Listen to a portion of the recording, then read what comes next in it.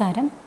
How to deal with COVID and to prevent its catastrophic effect എന്ന വിഷയത്തെ ആസ്പദമാക്കിയുള്ള ഒരു ചർച്ചയിലേക്ക് ഏവർക്കും സ്വാഗതം. കഴിഞ്ഞ 1.5 കൊല്ലമായി കോവിഡ് എന്ന മഹാമാരിയെ നമ്മൾ നേരിടുകയാണല്ലോ. കോവിഡ് രോഗികളെ ചികിത്സിക്കുന്ന ഡോക്ടർ എന്ന നിലയിൽ പൊതുസമൂഹത്തോട് സാറിന് എന്താണ് പറയാനുള്ളത്? നമസ്കാരം. കോവിഡ് തുടങ്ങുമ്പോൾ എല്ലാവർക്കും അതൊരു പുതുമയായിരുന്നു. എന്നാൽ ഇന്നതങ്ങനെയല്ല. പഠനത്തിലൂടെയും നിരീക്ഷണത്തിലൂടെയും ആരോഗ്യരംഗത്ത് പല പുതിയ മുന്നേറ്റങ്ങളും ചികിത്സാ രീതികളും ഉണ്ടായി.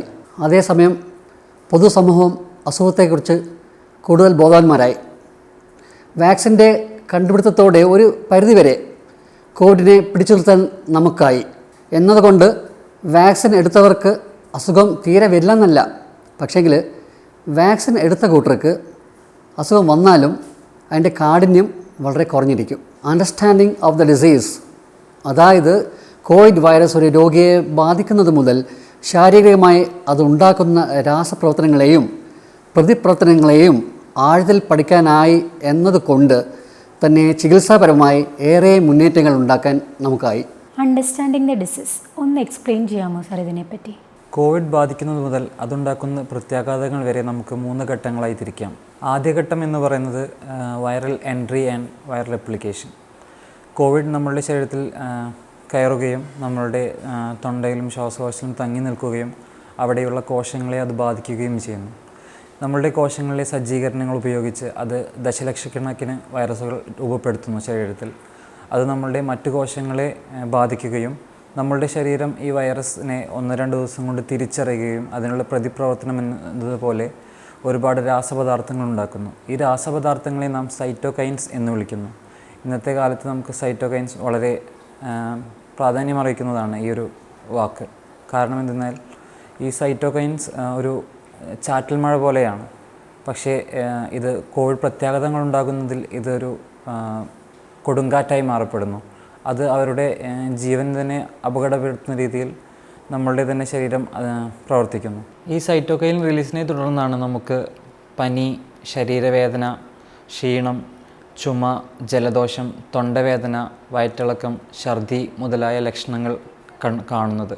കോവിഡ് നമ്മുടെ ശരീരത്തിൽ പ്രവേശിച്ച് അത് ആദ്യത്തെ ലക്ഷണമുണ്ടാക്കും. നമ്മൾ മേൽപ്പറഞ്ഞ ഏതെങ്കിലും ലക്ഷണമുണ്ടാക്കുന്നത് വരെയുള്ള സമയത്തെയാണ് നമ്മൾ ഇൻക്യുബേഷൻ പീരീഡ് എന്ന് പറയുന്നത്.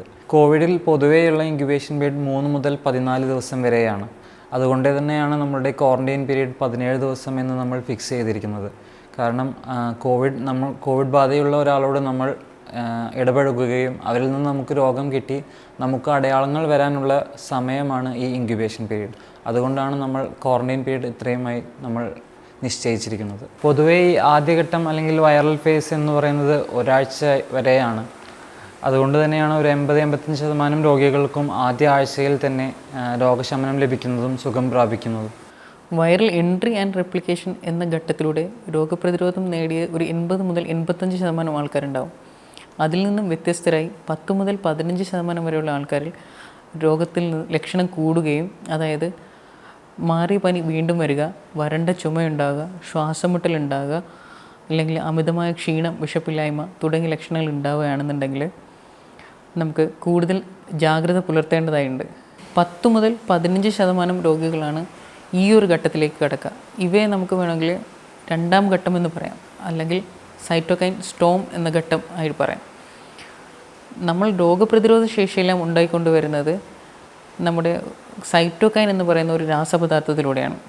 സൈറ്റോകൈൻ അമിതമായി ഉൽപ്പാദിപ്പിക്കപ്പെടുകയാണെന്നുണ്ടെങ്കിൽ ചില സമയങ്ങളിൽ നമ്മുടെ തന്നെ സ്വന്തം ശരീരത്തെ അത് ബാധിക്കാറുണ്ട്. ആ ഒരു ഘട്ടത്തെ നമുക്ക് സൈറ്റോകൈൻ ഷവർ അല്ലെങ്കിൽ സൈറ്റോകൈൻ സ്റ്റോം ആയിട്ട് പറയാം. അതായത് ഒരു ചാറ്റൽ മഴയിൽ നിന്ന് തുടങ്ങി ഒരു കൊടുങ്കാറ്റായി പരിണമിക്കുന്നൊരവസ്ഥ. ആ ഒരു അവസ്ഥയിൽ സ്വന്തം ശരീരത്തെ അല്ലെങ്കിൽ സ്വന്തം ശരീരകോശങ്ങളെയും അവയവങ്ങളെയും തന്നെ നമ്മുടെ തന്നെ രോഗപ്രതിരോധ ശേഷി അമിതമാകുന്നത് കൊണ്ട് നമ്മുടെ ശരീരത്തെ ബാധിക്കാറുണ്ട്. കോവിഡ് മൂലമുണ്ടാകുന്ന പ്രത്യാഘാതങ്ങൾ കൂടുതലാകുന്നത് ഈ സൈറ്റോകൈൻ സ്റ്റോം എന്ന ഈ ഒരു ഘട്ടത്തിലാണ്. അപ്പോൾ കോവിഡ് വൈറസ് മൂലമുണ്ടാകുന്ന പ്രത്യാഘാതങ്ങളെക്കാൾ പ്രശ്നമുണ്ടാകുന്നത് നമ്മുടെ തന്നെ പ്രതിരോധമാണ്. ഈ ചോദ്യത്തിനൊരു ഡയറക്റ്റ് ആൻസർ പോസിബിൾ അല്ല. ഒരു വ്യക്തിയുടെ പ്രതിരോധശേഷി നിർണ്ണയിക്കുന്നത് അവരുടെ ജനിതക ഘടനയും അവർ വളർന്നു വന്ന ചുറ്റുപാടും അനുസരിച്ചിരിക്കും. ഒരു വ്യക്തിയെ ഇൻഫെക്റ്റ് ചെയ്യുന്ന വൈറസിൻ്റെ സ്ട്രെയിനും പിന്നെ അവരുടെ തന്നെ പ്രതിരോധശേഷിയും തമ്മിലുള്ള ഇൻ്റർപ്ലേ അനുസരിച്ചിരിക്കും അവർക്ക് സൈറ്റോകൈൻ സ്റ്റോം ഡെവലപ്പ് ചെയ്യുമോ ഇല്ലയോ എന്നുള്ളത്. അതുകൊണ്ട് തന്നെ ആർക്കാണ് സൈറ്റോകൈൻ സ്റ്റോം ഡെവലപ്പ് ചെയ്യുക അല്ലെങ്കിൽ ഇല്ല എന്നുള്ളത് നമുക്ക് പറയാൻ പറ്റില്ല. ഇനി ഒരു വ്യക്തിയിൽ സൈറ്റോകൈൻ സ്റ്റോം എന്ന ചുഴലിക്കാറ്റ് അടിച്ചു കഴിഞ്ഞാൽ അവരുടെ രക്തക്കുഴലിലെ ആവരണത്തിന് ഡാമേജും അതിനെ തുടർന്ന് രക്തം കട്ടയാവാനുള്ള സാധ്യതയും രക്തത്തിൻ്റെ ഒഴുക്ക് കുറയുകയും ചെയ്യുന്നു. ഇത് ശ്വാസകോശത്തിലാണെങ്കിൽ അത് കോവിഡ് ന്യൂമോണിയയും, തലച്ചോറിലാണെങ്കിൽ സ്ട്രോക്കും, ഹാർട്ടിലെ രക്തക്കുഴലിലാണെങ്കിൽ അറ്റാക്കും, കിഡ്നിയിലാണെങ്കിൽ അക്യൂട്ട് കിഡ്നി ഇഞ്ചുറിയും, പിന്നെ ഏത് അവയവങ്ങളിലായാലും രക്തോട്ടം കുറഞ്ഞ് ഓക്സിജൻ്റെ അളവ് കുറഞ്ഞ് ആ അവയവം ഡാമേജ് ആവുകയാണ് ചെയ്യുന്നത്. അപ്പോൾ ചുരുക്കി പറഞ്ഞാൽ നമ്മുടെ പ്രതിരോധശേഷിയുടെ സന്തുലിതാവസ്ഥ തകരാറിലാവുന്നതാണ് പ്രശ്നം.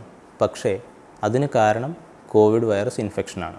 ഈ സൈറ്റോകൈൻ സ്റ്റോമിനെ തുടർന്നുള്ള അവയവങ്ങളുടെ ഡാമേജിനെ നമുക്ക് കോവിഡിൻ്റെ 3ാം ഘട്ടമായി കണക്കാക്കാം. സൈറ്റോകൈൻ സ്റ്റോം എന്ന അവസ്ഥയിലേക്ക് രോഗി പോകുന്നത് എങ്ങനെ മുന്നോടിയായി തിരിച്ചറിയാൻ സാധിക്കും? തിരിച്ചറിയാൻ സാധിച്ചാൽ അത് രോഗിയുടെ ചികിത്സയിൽ എന്തെങ്കിലും മാറ്റമുണ്ടാക്കുമോ?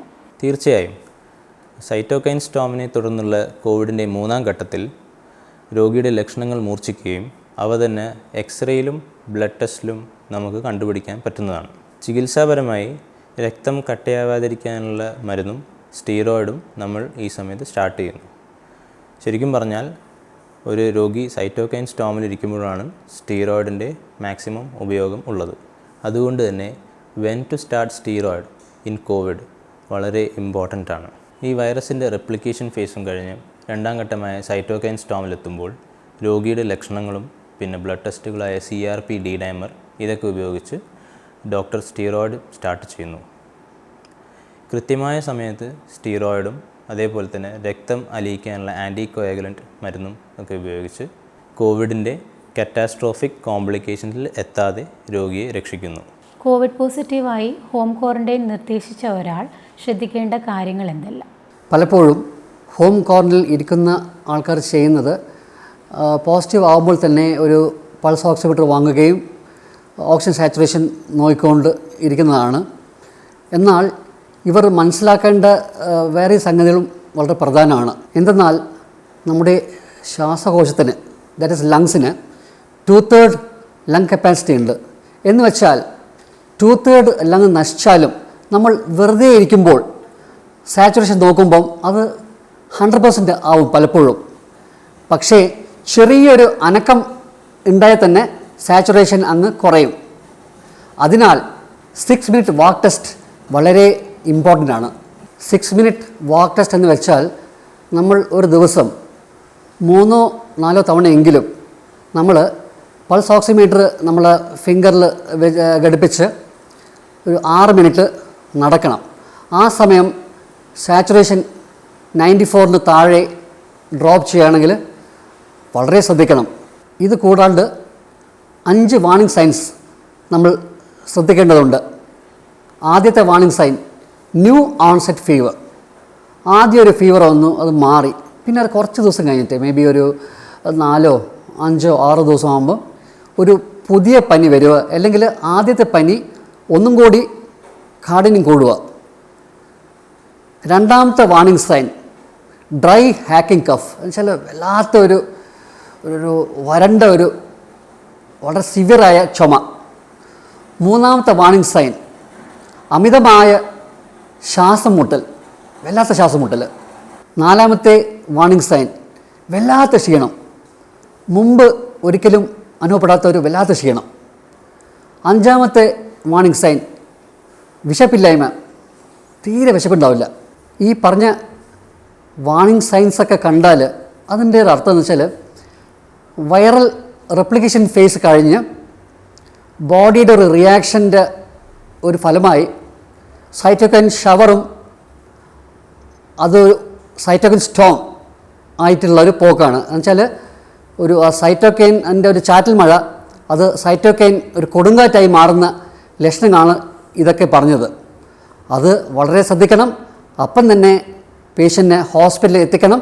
ഉടനെ ഹോസ്പിറ്റലിൽ എത്തിച്ചാൽ സ്റ്റീറോയിഡും ആൻറ്റികോഗുലേഷനും മറ്റു ചികിത്സകൾ നമ്മൾ ഉടനെ സ്റ്റാർട്ട് ചെയ്താൽ രോഗി പെട്ടെന്ന് അസുഖം ഭേദമാവുകയും വെന്റിലേറ്ററിൽ ചെന്ന് പെടാതിരിക്കാനൊക്കെ അത് ഭയങ്കരമായിട്ട് അത് ഹെൽപ്പ് ചെയ്യും. ടേക്ക് ഹോം മെസ്സേജ്: ടെസ്റ്റ് പോസിറ്റീവായ ദിവസത്തേക്കാൾ രോഗലക്ഷണത്തിൻ്റെ ആദ്യ ദിവസമാണ് ഏറെ പ്രാധാന്യമുള്ളത്. സൈറ്റോകൈൻ സ്റ്റോമിൻ്റെ വാർണിംഗ് സയൻസുള്ള രോഗികൾ ഉടനെ വൈദ്യസഹായം തേടുക. കൃത്യസമയത്ത് ചികിത്സ തേടുന്നത് സൈറ്റോകൈൻ സ്റ്റോമിൻ്റെ കാറ്റസ്ട്രോഫി എഫക്ട്സ് തടയാനും അതുപോലെ വെന്റിലേറ്ററിലേക്ക് ലാൻഡപ്പ് ചെയ്യുന്നതും ഒക്കെ തടയും.